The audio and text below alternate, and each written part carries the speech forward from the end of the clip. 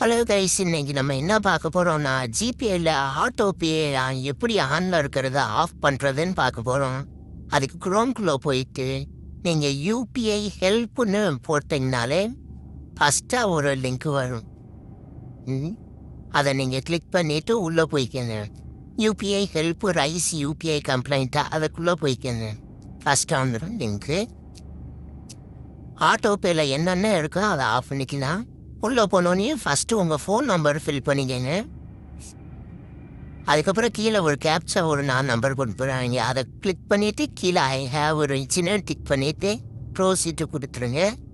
உங்கள் நம்பருக்கு ஒரு ஓடிபி வரும்.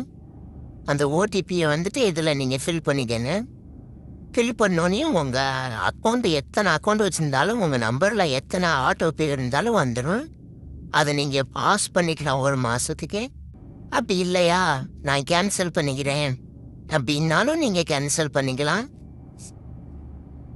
நீங்கள் இதில் வந்து கேன்சல் பண்ணிக்கலாம். நீங்கள் வட்டி கடனாக வாங்கியிருந்தீங்கன்னா அதை ஆஃப் பண்ண முடியாது. இந்த ஆட்டோ பே மட்டும்தான் நீங்கள் ஆப் இதில் பண்ணிங்கன்னா ஆஃப் பண்ண முடியும். அவ்வளோதான் கைஸ், பாய்.